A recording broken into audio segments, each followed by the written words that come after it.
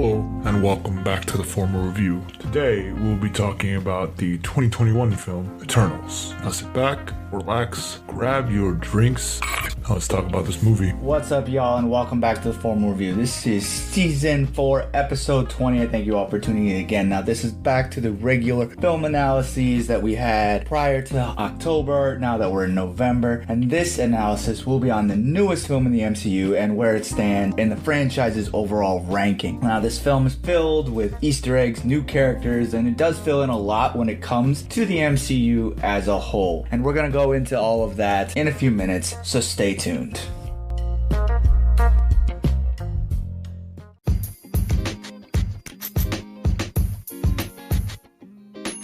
Have you ever thought about starting your own podcast? When I was trying to get this podcast off the ground, I had a lot of questions, like how do I record an episode? How do I get my show into all the apps that people like to listen on? How do I make money from my podcast? The answer to every single one of those questions is really simple. Anchor. Anchor is a one-stop shop for recording, hosting, and distributing my podcast. And best of all, it's absolutely 100% free and ridiculously easy to use. And now Anchor can match you with some great sponsors. That means you can get paid to podcast right away. In fact, that's exactly what I'm doing right now. So if you've always wanted to start a podcast and make money doing it, go to anchor.fm/start to join me and the diverse community of podcasters already using Anchor. Again, that's anchor.fm/start. And I can't wait to hear your podcast.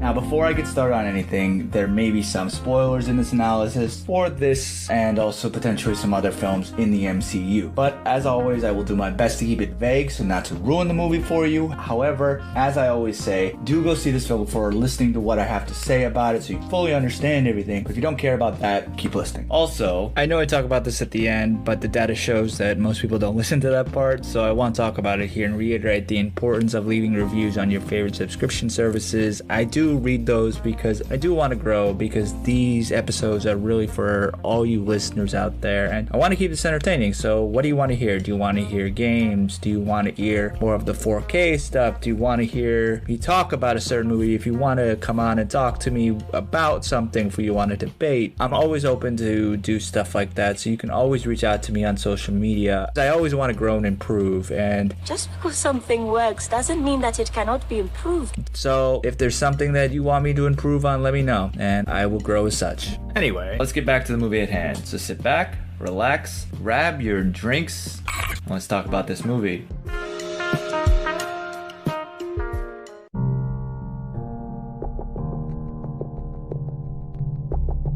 So Eternals is a epic superhero film based on the Marvel comic title of the same name, and it is the 26th film in the Marvel Cinematic Universe. It was directed by Chloe Zhao, who also wrote the screenplay with Pac Burleigh, Ryan Firpo, and Kaz Firpo. It stars an ensemble cast of Gemma Chan, Richard Madden, Kumail Nanjiani, Leah McHugh, Brian Tyree Henry, Lauren Ridloff, Barry Keoghan, Don Lee, Harish Patel, Kit Harington, Salma Hayek, and Angelina Jolie. In the film, the Eternals, an immortal alien race, come out from hiding after thousands of years to protect Earth from their evil counterparts, the Deviants. Now, as of this recording, Eternals is the first MCU film ever to be labeled as quote-unquote rotten on Rotten Tomatoes. Now, whether it deserves this or not is something that's going to be debated on for years to come by the entire MCU fandom. Now, from this point onward, there's going to be full spoilers ahead, so feel free to stop listening now if you care about those things. But I will say, go see this movie first, but do not expect a typical MCU movie. It is not going to be that. If you expect that, you will be disappointed. Go in with an open mind, and maybe you'll enjoy it,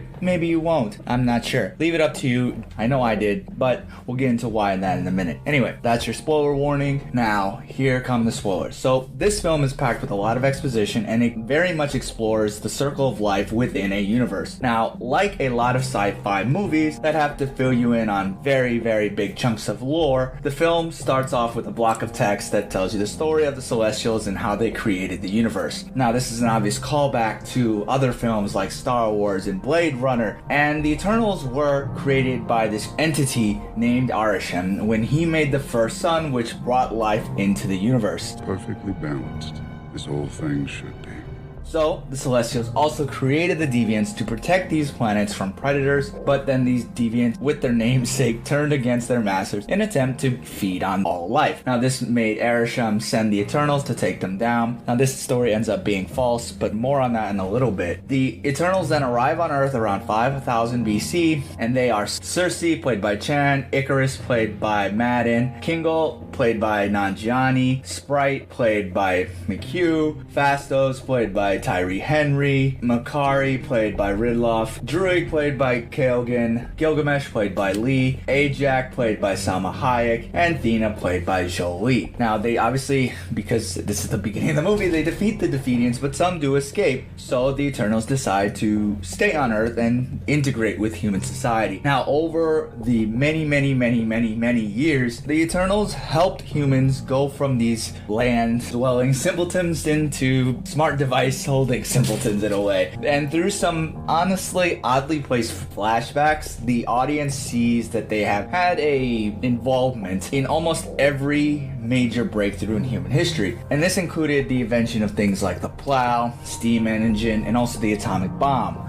And they stayed together as a team until the early 1520s, when Thena's memories get too much for her. She goes into this attack mode and she turns on the group. As such, Ajak, who is the leader, wants to erase her memories, but she is convinced not to by the team. And she then sends the group out into the world to find their own purposes, and when they eventually reunite, they are to tell her what they found. Now, they all go out and they have their own story to tell, and some are more delved into others, but honestly, the funniest one is Kingo's. I found it absolutely hilarious that he became a Bollywood actor and even pretended to be his own great-grandfather, then great-grandfather, his grandfather, and his father in order to explain why he hasn't aged. And he pretty much created this entire family based around himself so he could keep acting. And honestly, that's a pretty creative backstory. Druig is controlling the minds of a few humans to attempt to stop the warring, and his hope is that he wants to help them on this self-destructive plan that humanity was on. Phastos went off and had a family after unfortunately causing the atomic bomb in Hiroshima and Nagasaki. Makari remained on the ship that they came in on, and then Gilgamesh took Thena to take care of her. And then after a relationship that lasted many lifetimes, Cersei and Icarus split up, and then she moves to England and starts dating Dane Whitman, played by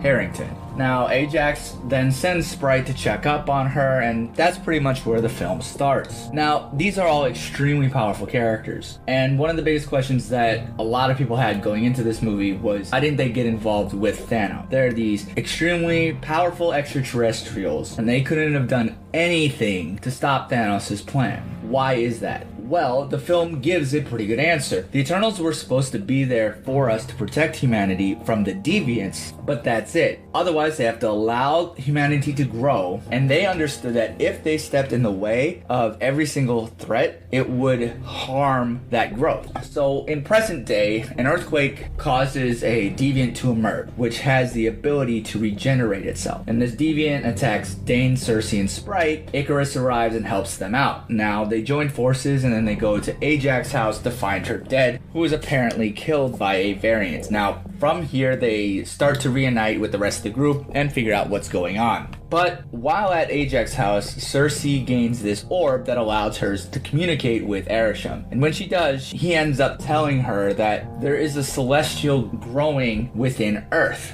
And as the people and humanity grow more intelligent and more vast, the celestial grows along with it. Now, once this planet gets to a certain point, the celestial will emerge and completely destroy the entire planet. Then, when they emerge, they create new suns and galaxies, and thus celestials must be birthed from destruction in order to allow the rest of the universe to survive. And this is something that they learn that has been happening since the beginning of time. And this is one of the biggest revelations of the film. And what's really interesting about this is that Thanos himself actually was protecting against this. His goal of snapping half of the population out of existence prevents the emergence from happening. And interestingly, after Endgame, when the Avengers brought everyone back, allowed the emergence to happen again. And so Arishem then says that the Deviants were made to protect the population of planet, but they ended up evolving and turning against their masters. And this was because when a planet was destroyed, the deviants were killed along with it. So they realized that if they stop the emergence, they will obviously survive. Now, this is what led Arishem to create the Eternals, to take out everything that's kind of in that gray area of evolution. He then says that the Eternals essentially are synthetic and more robotic than anything, and are as such incapable of evolving, and thus don't have the same faults as the deviants. And so at each planet destruction, the same Eternals were involved, but they have their minds erased after each one so that they don't go through the entire process on new planets and remember all the people that they killed. And this is why Thena goes crazy, because her mind wasn't properly or correctly erased, and she still has the memories from the last emergence. And this is something new that the MCU is exploring, and as such, there's a lot of exposition. Now, the film gives each set of characters their own drives and motivations that are honestly completely understandable. There are some that say that each of the characters are underdeveloped, and this film is almost similar to Justice League in that the audience are introduced to some of the characters in their own team-up movie. However, each of them works well and has their own complexities and also their own flaws,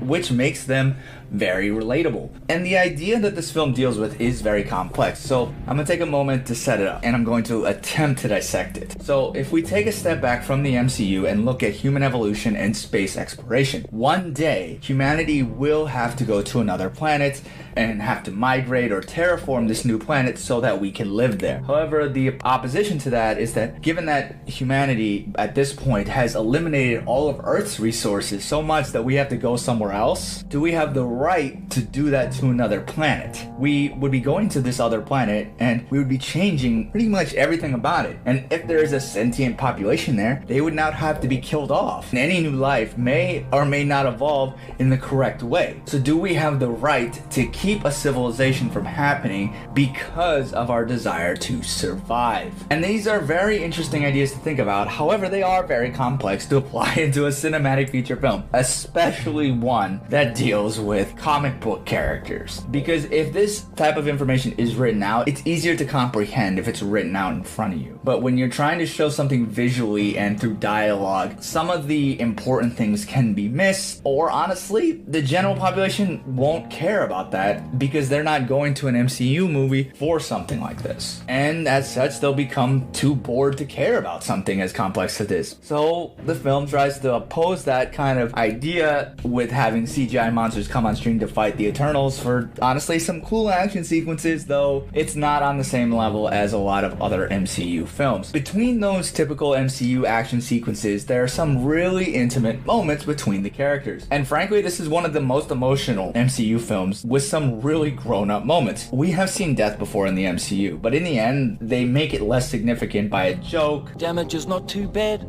As long as the foundations are still strong, we can rebuild this place.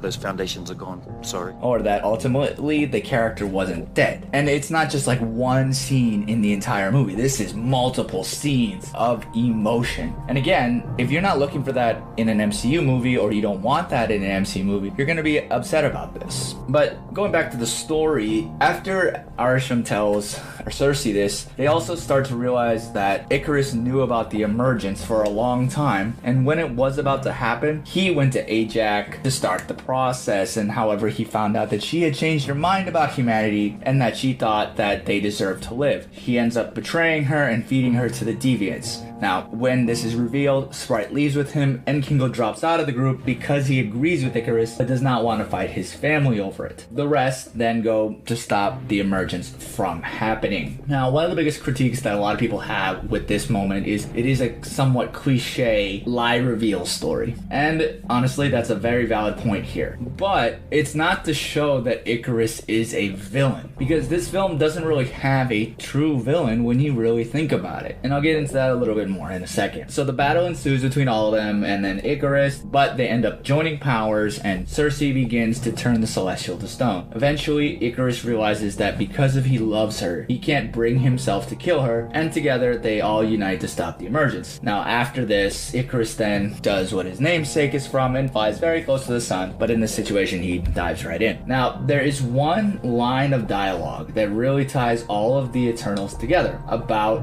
fighting for what you love. Icarus fights to protect Cersei. Druig and Makari fight for the humans and each other. Athena fights for the revenge of her very close friend Gilgamesh. Phastos fights for his real family, and honestly Kingo fights for his eternal family by not getting in the middle. And honestly, Sprite fights for her mental health. And it's not in a selfish way. She fights to end this torture that she has, seeing humanity have a life, and she remains the same age. She's not able to grow up, which they touch on in the movie. This is the idea of, if you were a child forever, would you be able to experience a life? These ideas are so complex and so, I think, really well done. However, there are a few things that the film doesn't explain in the best way. Now, they attempt to deal with Kingo's quote-unquote family, but otherwise, the aging of how these people are staying the same age is not explained very well. And it just seems that everyone is okay with the eternal living of people. One of the biggest questions that I had was, how do these Eternals live within humanity and no one realizes that they are staying the same age? There may have been something written into a line of dialogue that I missed, but otherwise I really couldn't figure this out.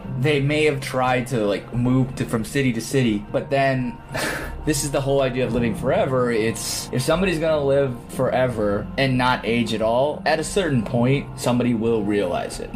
You know, even if you're a partner with somebody, they would obviously die off before you with no explanation or very minimal explanation. That believability is very hard to attach, and that's one of few things that the script didn't explain very well.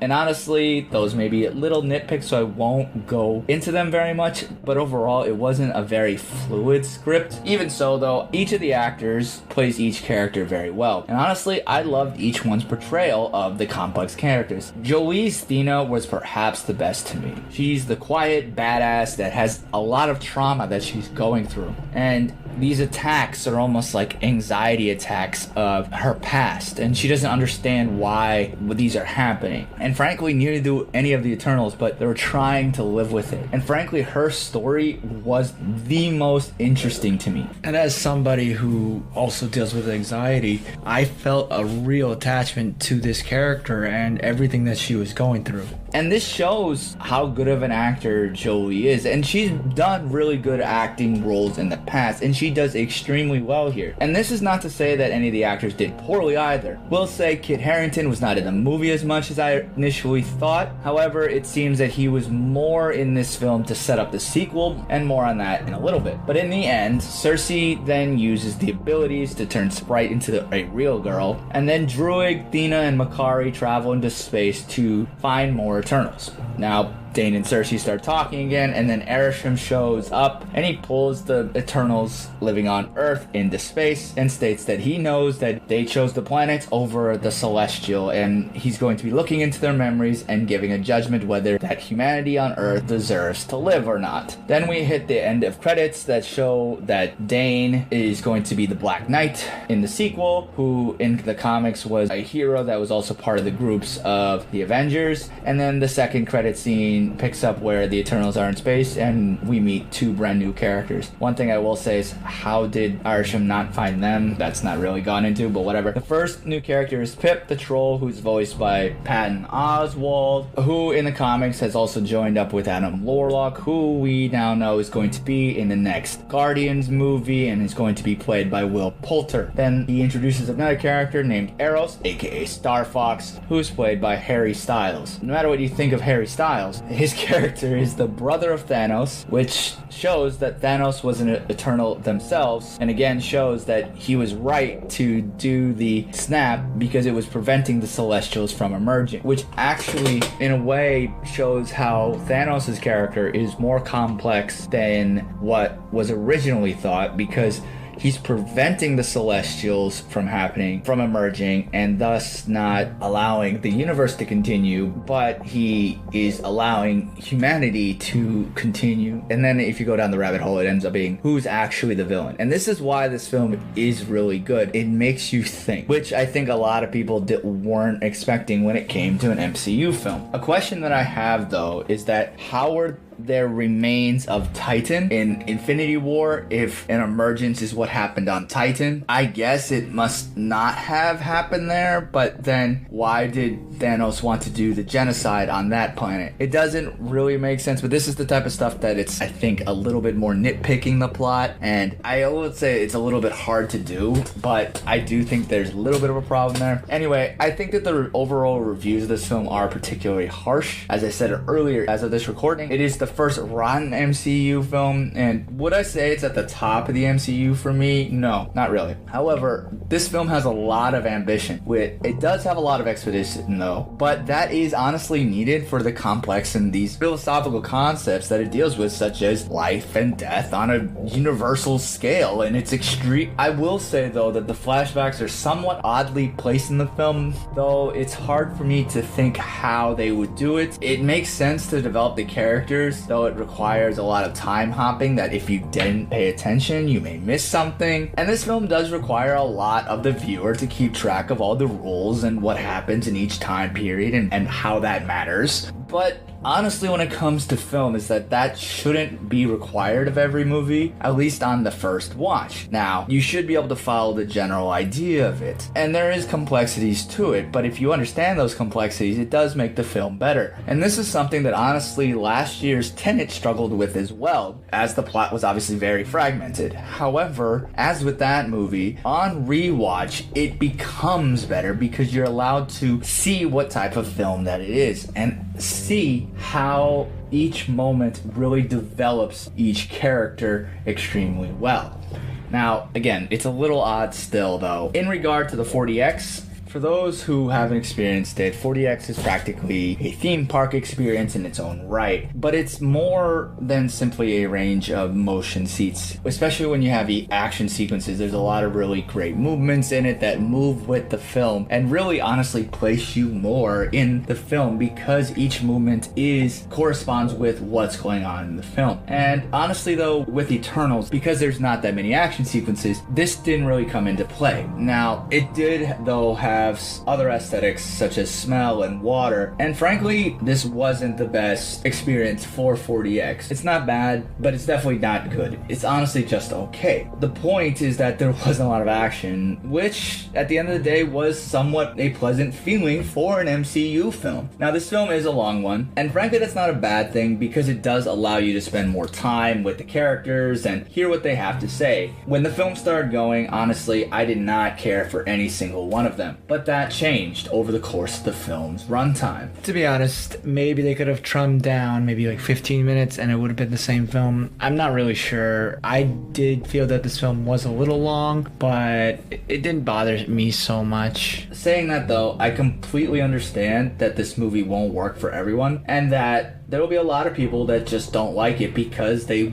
want a typical MCU film. But that's why this film sets itself apart. It's a strong entry, and even though it's not in my top 10, it's very different. And for that reason, I like it a lot more than some of the other MCU movies, as it's not just going through a checklist of what needs to be in an MCU movie. Yes, that checklist does exist still, but that's not the entire point of it. Zhao has brought something new to the MCU, and this is a philosophical movie about what it means to be human. I also appreciate the diversity and inclusivity that it had. I love seeing different cultures being represented, from Asian to Black to Caucasian to Arab. This film had some really beautiful shots from Ben Davis and Zhao, and one can see how she really does appreciate landscape shots that she showed in her award-winning Nomadland. Having said that, if you've seen Nomadland, if you're going in expecting a typical MCU action film, you're gonna be hugely disappointed because That's not her style at all. Honestly, this film succeeds with its direction, its acting, the story, and the ending, but it does struggle slightly with its details and message. Though it's probably not going to be people's favorites, I frankly would love to see the Eternals come back in the eventual sequel. I'm honestly going to rate it a 4 out of 5. However, even with that, it's still not even within the top 10 movies, as I mentioned. It's number 11 after Black Panther, Winter Soldier, Endgame, Civil War, Shang-Chi, Doctor Strange, Spider-Man Homecoming, Black Widow, Captain Marvel, and then the first Avengers movie, and then this one. Now, what did you think of the movie, and where does it rank in the MCU to you? Let me know. Hit me up on social media. The Formal Review is on Facebook, Twitter, and the Gram, and also YouTube. The handle's all the same. It's at The Formal Review. And for anyone who has supported me on a financial basis, I thank you very much for supporting me in that way. For anyone who wants to support, you can go to anchor.fm/the-formal-review and click support this podcast, and any donation is appreciated. Thank you all again for tuning in. And until next time, wash your hands, get vaccinated, or if not, wear a mask. And I'll see you at the movies. Thanks for tuning in to another episode of The Formal Review. Cheers, and we'll see you next time. Hello, and welcome to The Formal Review. Today, we'll be talking about the 2021 film, Shang-Chi and the Legend of the Ten Rings. So let's sit back, relax, grab your drinks, and let's talk about this movie.